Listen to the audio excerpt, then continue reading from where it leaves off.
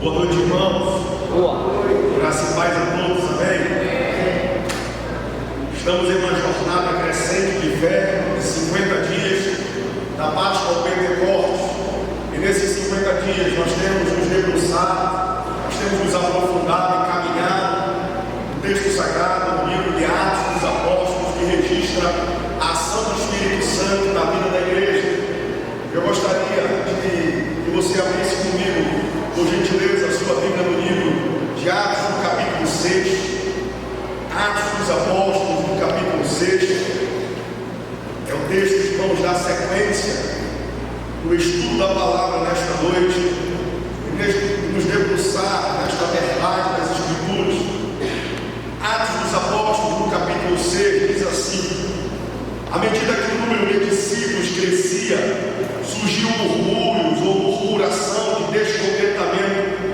Os judeus de fala grega se queixavam dos de fala hebraica, dizendo que as suas viúvas estavam sendo negligenciadas na distribuição diária de alimento. Por isso os 12 convocaram uma reunião com todos os discípulos e disseram: nós apóstolos devemos nos dedicar ao ensino da palavra de Deus e não à distribuição de alimentos. Sendo assim, irmãos, escolham 7 homens respeitados, cheios do Espírito e de sabedoria, e nós nos encarregaremos desse serviço. Então nós nos dedicaremos à oração e ao ensino da palavra. A ideia agradou a todos e escolheram Estevão, homem cheio de fé e do Espírito Santo, e também Felipe, Prócoro, Nicanor, Timon, Pármenas e Nicolau de Antioquia, que antes havia se convertido ao judaísmo. Esses 7 foram apresentados aos apóstolos, que oraram por eles e impuseram as mãos. Assim a mensagem de Deus continuou a se espalhar. O número de discípulos se multiplicava em Jerusalém e muitos sacerdotes também se converteram. Estevão, homem cheio de graça e do poder, realizava milagres e sinais entre o povo.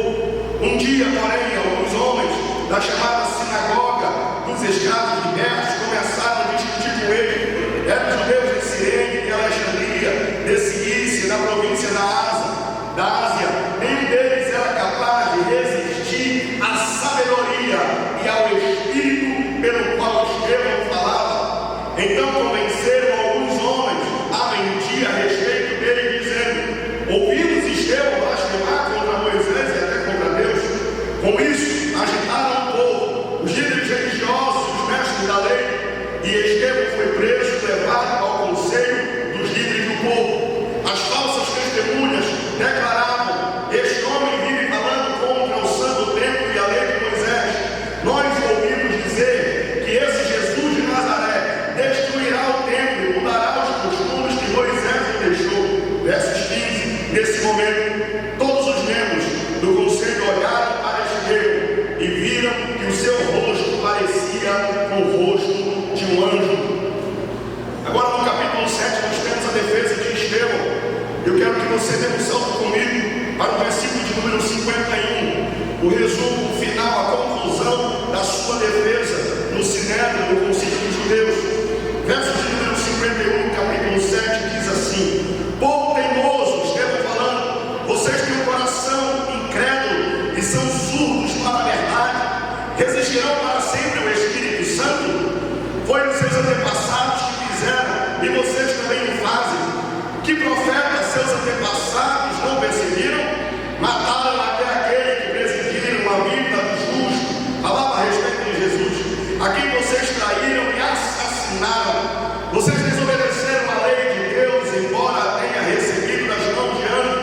Os líderes judeus se enfureceram com a acusação de Estevão e rangeram os dentes contra ele. Mas Estevão, cheio do Espírito Santo, olhou firmemente para o céu, viu a glória de Deus, viu Jesus em pé no lugar de honra à direita de Deus. Olha, disse ele, veja os céus abertos e o Filho do Homem em pé no lugar de honra à direita de Deus. Eles taparam os ouvidos e aos gritos lançaram-se contra ele, arrancaram-no para fora da cidade e começaram a apedrejá-lo. Seus acusadores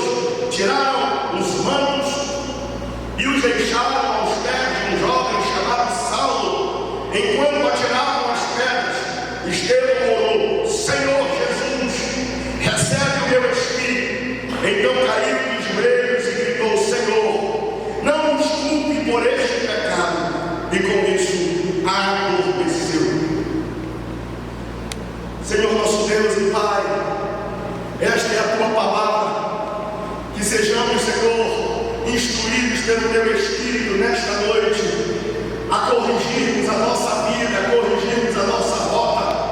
Que pela ministração da tua santa e poderosa palavra, que tem o poder de mudar a nossa vida e a nossa história, que pelo poder da ação do teu Espírito sejamos exortados, encorajados, que saiamos daqui empoderados a viver o teu propósito, a cumprir a missão que o Senhor nos confiou. Que sejamos inspirados a exemplo, a testemunho de Estevão e os seus discípulos, os seus apóstolos. Que sejamos encorajados a viver uma vida fora do comum, a viver do sobrenatural, com uma vida cheia do teu Espírito Santo.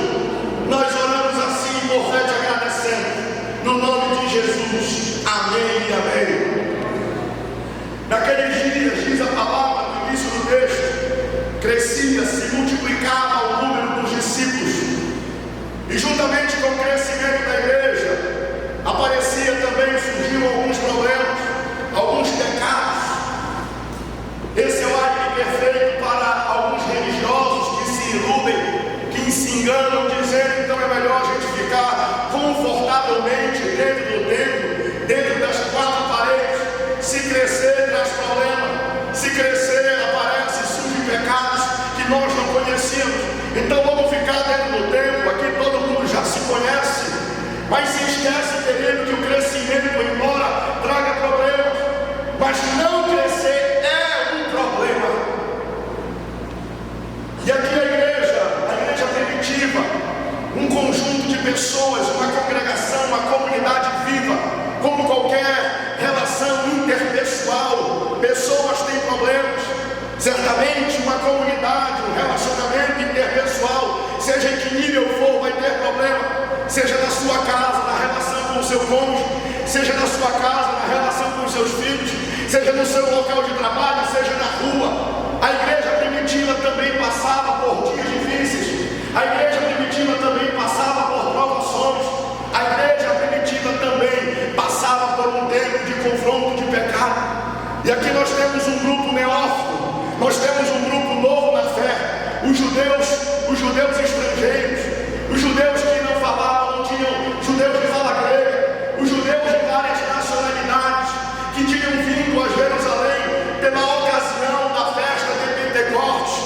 E na festa de Pentecostes, naquele episódio do derramar do Espírito Santo, os judeus helenitas receberam o Evangelho de Jesus, se converteram a Cristo e não voltaram mais para as suas nacionalidades de origem, não voltaram mais para os seus países, mas permaneceram morando em Jerusalém para estar em comunhão, em contato com a igreja. Acontece que esses judeus helenitas, os judeus estrangeiros de fala grega, não são os judeus que moravam em Jerusalém de fala hebraica, os judeus hebreus, mas os judeus estrangeiros. Eles estavam se sentindo desprestigiados, eles estavam sentindo que em seu grupo as suas viúvas estavam sendo negligenciadas, eles estavam sentindo que as suas viúvas não estavam sendo bem assistidas na ação social da igreja, no repartimento diário do alimento. E eles começam a então murmurar.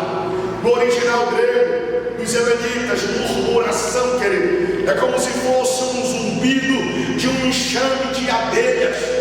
Eu fico imaginando esse zumbido, essa murmuração, quando chega ao conhecimento dos apóstolos. E eles ouviram aquela reclamação. Eles poderiam ter feito vista grossa, poderiam ter deixado de lado, eles poderiam ter negligenciado, mas não foi assim que eles fizeram. Os apóstolos, ao tomarem conhecimento, eles imediatamente intervêm, eles imediatamente, com sabedoria, eles começam então a identificar uma necessidade na vida da igreja.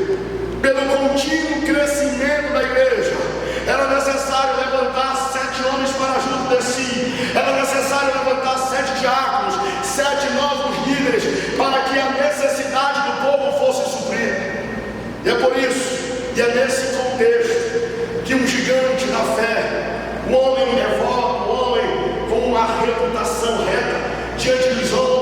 de Deus, um homem com forte relacionamento com Deus, um homem cheio do Espírito Santo, diz a palavra, e essas eram as características da sua vida e do seu ministério. Um homem sábio. Estevão foi o primeiro diácono da igreja primitiva e também o primeiro mártir do nosso cristianismo, da nossa fé cristã. Um homem cheio do Espírito Santo, um homem cheio do poder de Deus, e não somente ele, mas 6 outros diáconos foram escolhidos. Os apóstolos impuseram as mãos, e agora nós tínhamos 2 serviços na igreja. Nós tínhamos 2 diaconias: a diaconia do serviço às mesas, a diaconia do atendimento aos necessitados, a ação social, o sistema de administração e finanças da igreja, a distribuição de recursos, a diaconia das mesas. Eram esses líderes, esses diáconos que estavam à frente desse trabalho. E sabiamente os apóstolos se mantiveram na diaconia da oração e da palavra, da pregação do evangelho no nome de Jesus. No versículo de número 7 diz o texto que acabamos de ler, que por conta desta solução sábia que os apóstolos tomaram, a igreja continuou a crescer. O evangelho, a palavra de Deus, se espalhava sobre toda a cidade de Jerusalém, e muitos sacerdotes judeus, muitos líderes do judaísmo se converteram ao evangelho do Senhor Jesus Cristo. Existia na época cerca de 18.000 sacerdotes. Estima-se que muitos desses 18.000 sacerdotes se converteram a Cristo, pois é isso que registra a palavra de Deus. Os líderes do judaísmo, da religiosidade, uma religiosidade decadente, uma religiosidade que havia matado o nosso Senhor e Salvador Jesus Cristo de Nazaré. Os líderes do judaísmo estavam se convertendo ao evangelho de Jesus Cristo. E é nesse contexto, meu querido irmão, que Estevão é levantado. E o apóstolo Lucas, quando registra a vida e o ministério de Estevão, ele registra com maestria, especificando as suas ações, os seus atos, o seu estilo de vida. Eu penso, queridos irmãos, que talvez seja a maior necessidade da nossa vida enquanto cristãos, talvez seja a maior necessidade da vida da igreja moderna no século presente, talvez a maior necessidade da nossa vida, do nosso cristianismo, da igreja moderna do século presente, seja uma vida cheia do Espírito Santo. Não precisamos, queridos, de tanta estrutura de LED, não precisamos, isso não define igreja, nós sabemos disso. O que define uma igreja, querida, é o poder, é a presença, é a glória, é a virtude. É uma igreja revestida pelo poder e pela presença do Espírito Santo de Deus. Amém, queridos? E a exemplo do testemunho de Estevão, a exemplo do testemunho deste mártir da fé, nós vamos ver algumas evidências, algumas marcas de uma vida cheia do Espírito Santo. Estevão, um homem que ainda morto, as suas obras, o seu ministério ecoou por gerações, transpassando o decurso do tempo, e a sua vida fala ainda hoje, inspirando e nos exortando a termos uma vida cheia do Espírito Santo. Então, qual é a primeira evidência? Quando nós voltamos com os nossos olhos ao texto sagrado, quando olhamos para a vida e o ministério de Estevão, qual é a marca? Qual é a primeira evidência de uma vida cheia do Espírito Santo? Uma vida cheia do Espírito Santo é plena no fruto e nos dons. Amém, queridos? Olha o que diz o versículo de número 3. Versículo de número 3, sendo assim, irmãos, os apóstolos dizendo: escolham 7 homens respeitados, homens de boa fama, homens de boa reputação, homens de caráter reto, homens de caráter irrepreensível, homens que tenham fruto de mudança, fruto de transformação de vida, homens de boa fama, homens respeitados, cheios do Espírito e de sabedoria. Meus queridos irmãos, a vida de Estevão, o seu ministério, tinha como alicerce principal o seu caráter. Não havia uma lacuna, não havia uma separação, não havia um distanciamento entre a vida e as suas obras, entre o que ele falava e o que ele pregava, não.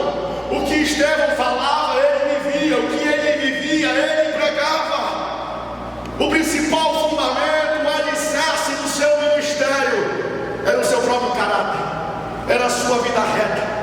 Não existia um distanciamento daquilo que ele falava e daquilo que ele pregava. Não existia um distanciamento daquilo que ele era dentro da igreja e daquilo que ele era lá fora. Não, Estevão era homem de uma coisa só. Estevão era homem de uma só palavra. Eu posso ouvir um amém?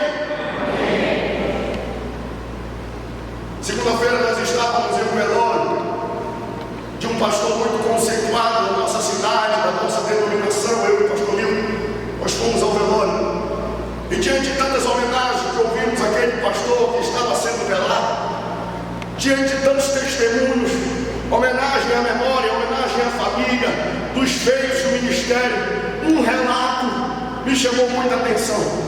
O pastor que havia sido ovelha, o pastor que estava sendo sepultado, e diante da urna ele falou algo que me chamou bastante atenção. Ele falou: a vida deste pastor, a vida deste homem tinha como seu maior patrimônio a sua própria vida. A vida deste pastor, o seu ministério, o maior patrimônio dele era a sua própria vida, o seu próprio testemunho. E aquela frase ficou ecoando na minha mente, no meu coração. Eu fiquei pensando que nos tempos que nós estamos vivendo, que nos dias que nós estamos vivendo, as pessoas têm vilipendiado a sua própria vida, vilipendiado a sua vida pessoal. Os relacionamentos têm sido relacionamentos tão fracos, relacionamentos tão superficiais, relacionamentos tão descartáveis. Nós estamos vivendo em um tempo, em uma era onde a pessoa se dá em casamento e descasa, vive com um, vive com o outro, e está aqui, depois vai para lá, e que mal tem, se der errado eu volto de novo, e não se dá conta do estrago que está fazendo na sua própria vida, a ruína que está cometendo nas relações que estão ao seu redor. Algumas semanas atrás estava no sítio do pai da Paula e fui visitar um dos tios dela, no sítio ao lado, homem matuto, talvez não saiba ler e escrever. Eu conversando com ele, um sítio muito grande, com várias árvores frutíferas, com animais de criação, uma pequena granja e uma casa belíssima. Ele estava falando: Milton, tudo isso que você está vendo, tudo isso que os teus olhos alcançam, as várias casas que eu construí, cada casarão, e o sítio muito bonito, tudo isso, Milton, é porque eu aprendi um princípio com meu pai, que a pedra que não para não cria ninho. A pedra que não para não cria ninho. O que ele estava ensinando naquele momento era o princípio da permanência, era o princípio da conservação, era o princípio da continuidade. Amém, queridos? O ministério de Estevão era um ministério sólido, porque os seus frutos permaneciam. Em João no capítulo 15, verso 16, Jesus dizendo para os seus discípulos: não foram vocês que me escolheram, mas eu os escolhi para que vão e deem fruto, fruto que permaneça, de tal modo que tudo que pedirem em meu nome receberão em nome de Jesus. O fruto que glorifica a Deus é o fruto que permanece. É por isso que a igreja primitiva continuamente ela crescia, continuamente ela se multiplicava. E querido, existe uma expectativa de Deus a teu respeito, que você dê fruto em nome de Jesus. Você precisa dar fruto, fruto de arrependimento, de mudança, de transformação de vida. Aquele que roubava não roube mais, aquele que mentia não minta mais, aquele que caía no terra não caia mais. Fruto de mudança, de transformação de vida, fruto de uma transformação de postura, de pensamento, em nome de Jesus.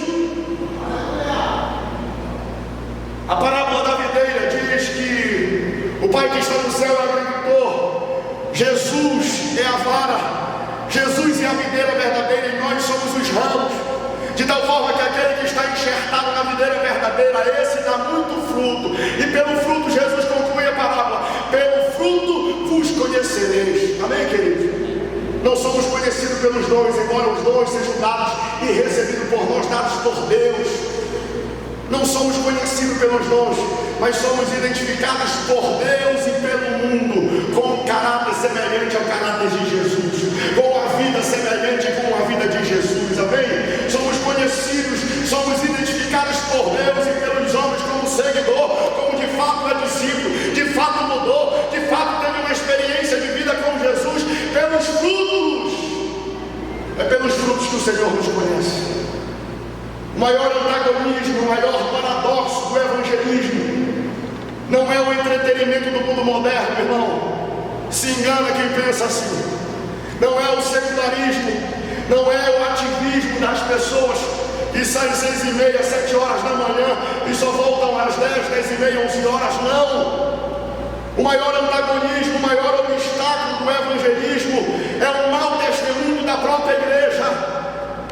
É por isso que diz o texto sagrado que muitos dirão: Senhor, Senhor, em teu nome eu expulsei demônios, Senhor, Senhor, em teu nome eu fiz milagres, Senhor, Senhor, em teu nome ministrei em outras línguas, e receberão afasta-te de mim, porque eu não te conheço.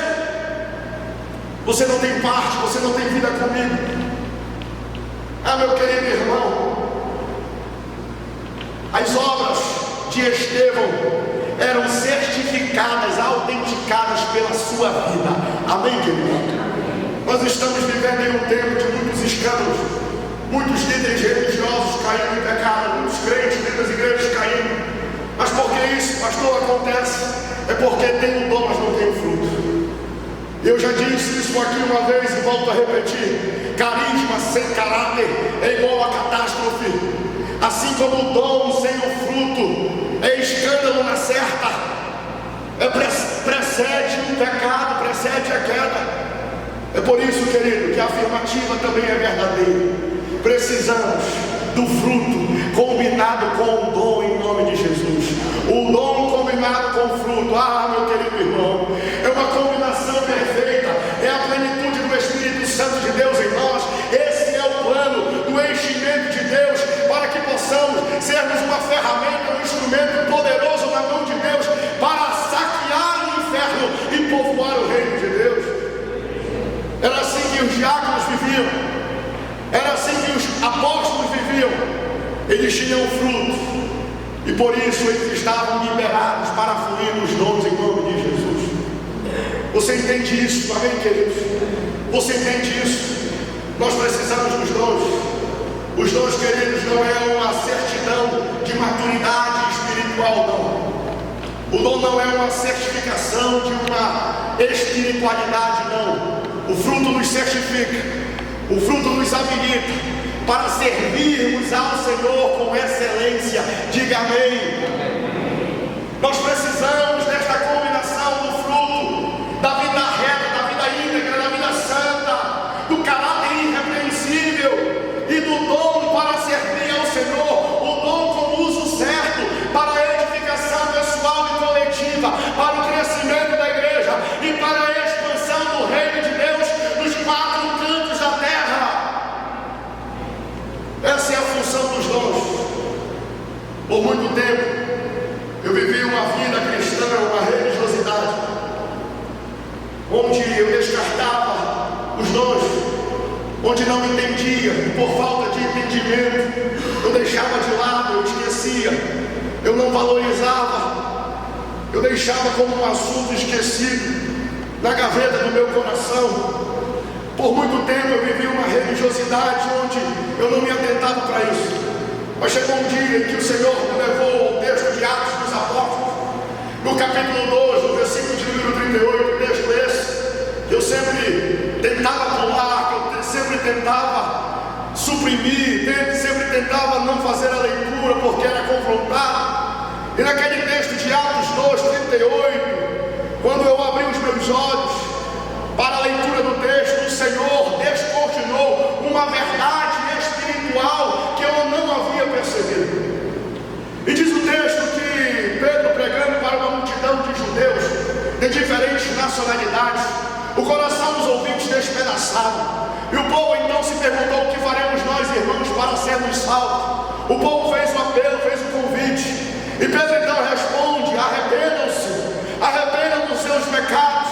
E aquelas quase 3.000 pessoas confessaram a Jesus, e diz a palavra que receberam o dom do Espírito Santo. Diga amém.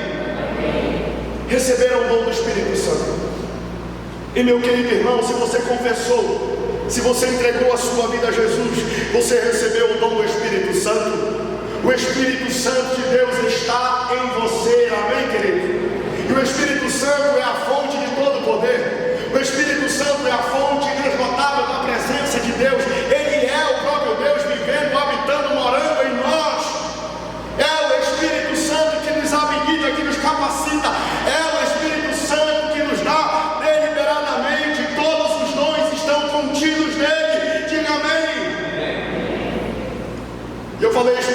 Santo, se o dom do teu Espírito, se a presença do teu Espírito está em mim, e em ti estão contigo todos os dons, então todos os dons estão disponíveis para mim. Basta que eu busque, basta que eu acesse, basta que eu me aproprie, basta que eu tome posse em nome de Jesus.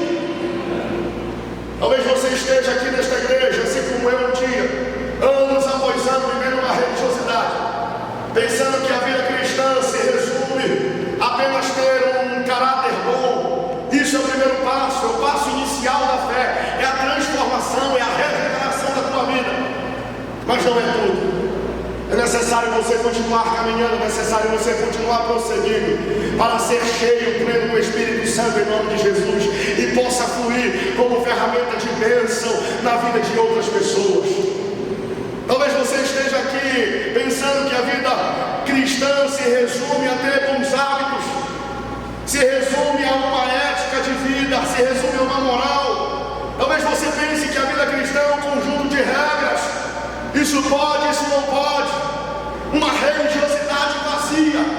Talvez você esteja aqui nesta noite, assim como eu estava um dia, pensando que você é inútil no reino de Deus, que você não tem nenhum dom, que você não tem nenhum revestimento, nenhuma capacitação dada por Deus. Talvez você esteja aqui dizendo: pastor, eu não sei qual é o meu dom, eu não entendo o meu propósito, eu não entendo a minha missão. E você vive uma vida cristã tão frustrada, uma vida cristã onde você se encontra decepcionado, entristecido, abatido consigo mesmo. Talvez você esteja aqui nesta condição, mas deixa eu te dizer mais uma vez, querido, o Espírito Santo de Deus habita em você. Você recebeu o dom do Espírito Santo. E se você entender esta verdade, se você se apropriar desta chave, meu querido, a sua vida nunca mais vai ser a mesma. A sua vida nunca mais vai ser igual, amém, queridos? Essa chave mudou a minha mentalidade, esta chave mudou a minha vida, mudou o meu comportamento, de um jovem introvertido, de um jovem desanimado, de um jovem que tinha sentimento de inutilidade no reino. Eu recebi alegria, recebi paz, recebi presença viva de Deus para fazer a sua obra, cheia do poder e da autoridade do Espírito Santo.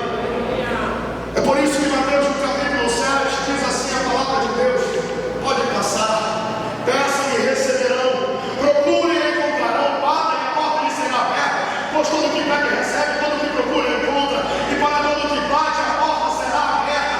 Respondam: se seu filho lhe pedir um pão, você lhe daria uma pedra, ou se pedir um peixe? Portanto, se vocês que são homens maus sabem dar bons presentes a seus filhos, quanto mais o seu Pai que está no céu dará presentes a todos aqueles que lhe pedirem.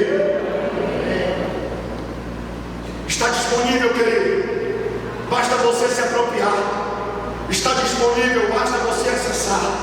E se você se apropriar desta verdade, desta chave, o seu cristianismo será revolucionário em 360 graus. Você experimentará experiências extraordinárias e sobrenatural com o Espírito Santo. Em nome de Jesus, o Espírito Santo de Deus habita em você. Então é por isso, como diz Paulo, é por isso que você pode todas as coisas daquele que te fortalece. Se o Senhor é por nós, se o Senhor é por esta congregação, por esta igreja, Senhor, quem será contra nós?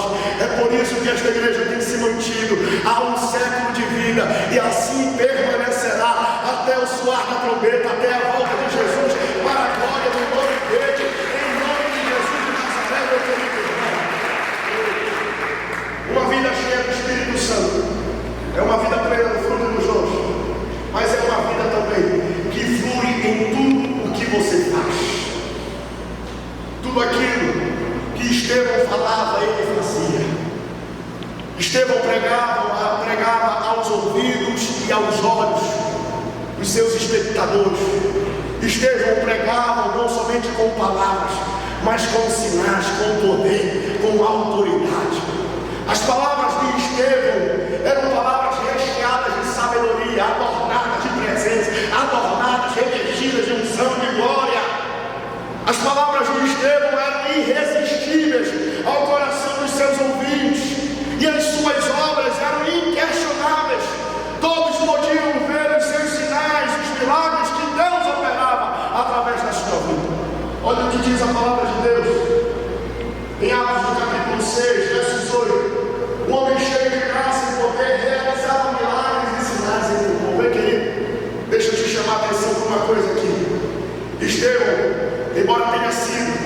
consagrado a diácono da igreja primitiva. Mas ele não ficou limitado à estrutura ministerial. Ele não ficou limitado, ele fez mais, ele foi além. Estevão queria crescer. É por isso que Estevão servia à mesa, servia nos bastidores do culto, servia nos ministérios, mas também pregava o evangelho, ganhava almas para Cristo. É por isso que ele realizava a pregação do evangelho, a diaconia da palavra, e ele pregava com milagre, com sinal, com prodígio, com maravilha. Amém, querido? Prodígio, maravilha, querido.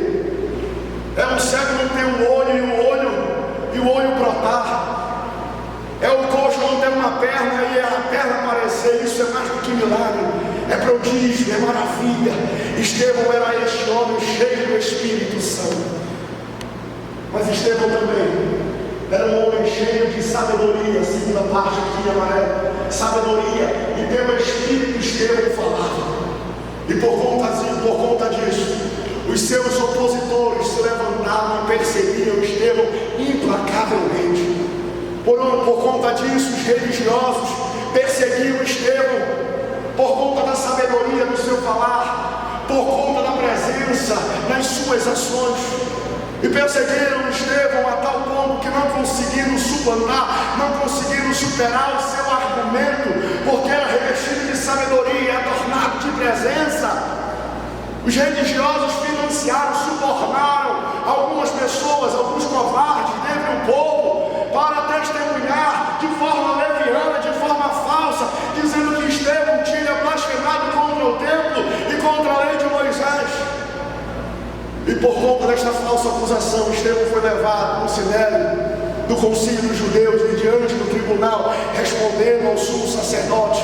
71 juízes estavam acusando Pedro, estavam interrogando, e o presidente do tribunal, o sumo sacerdote, lhe interrogava.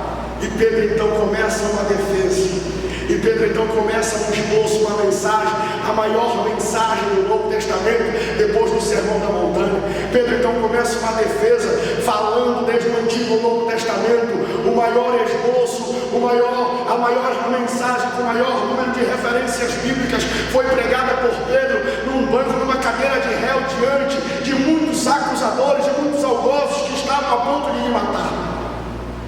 E Pedro, naquele momento, cheio do poder, da sabedoria do Espírito Santo, ele sai do banco dos réus e começa então, diz o texto, diz a palavra, que impelido pelo Espírito Santo, ele começa a confrontar os seus acusadores. Ele sai do banco dos réus e vai para a promotoria, começa a acusar agora, não o réu, mas começa a acusar os seus próprios juízes, os religiosos, que estavam blasfemando, que estavam mentindo, que estavam sendo levianos com ele mesmo. Ele começa a falar a vocês a religiosidade de vocês que mataram Jesus de Nazaré, o justo de Deus. Vocês mataram com a mesma mentira que ele havia blasfemado contra o templo e contra a lei. E desta mesma maneira vocês querem fazer comigo. E diz o texto que os dentes dos religiosos rangiam de raiva. Rangiam de raiva. No versículo de número 15, pode passar todos os slides. Pode passar mais um.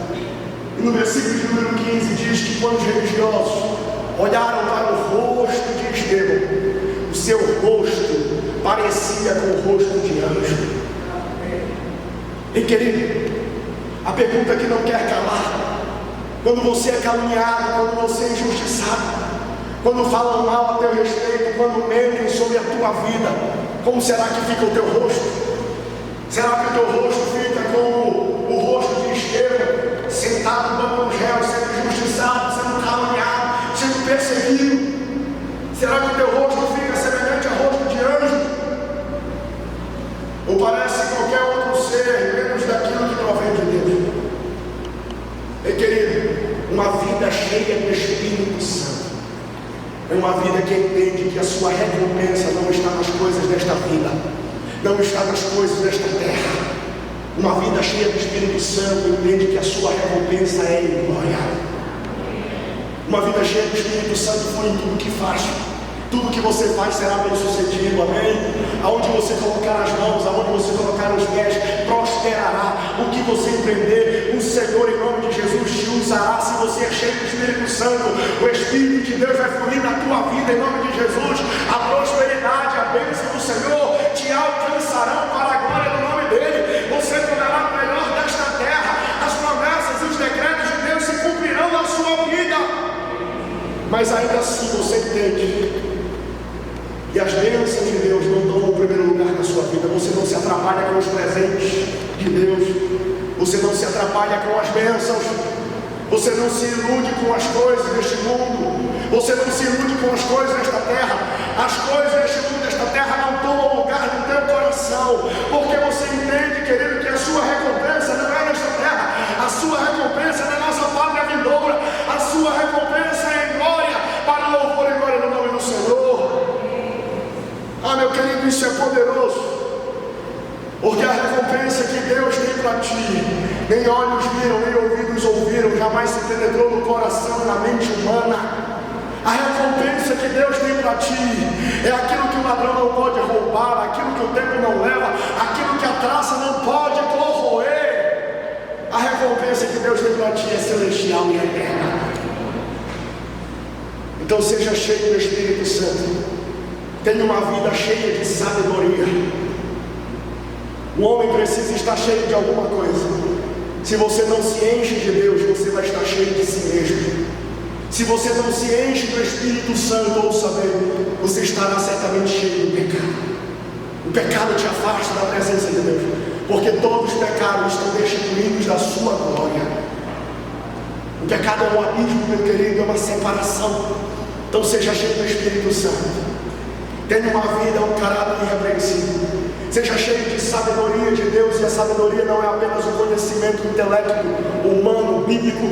Existem muitos doutores de Bíblia, existem muitos intelectuais da palavra que não têm um coração sábio. Sabedoria não é somente conhecimento. Onde viu, André? Sabedoria não é apenas o conhecimento. Sabedoria é o conhecimento aplicado. É o conhecimento fazendo a diferença na sua vida, no seu coração. Amém, queridos irmãos? Você deseja alcançar um coração sábio, um coração que agrade ao Senhor, um coração que glorifique, que honre ao Senhor. Então prossiga no conhecimento da verdade e coloque a verdade de Deus em prática na sua vida. Nós vamos orar. Fique de pé em nome de Jesus.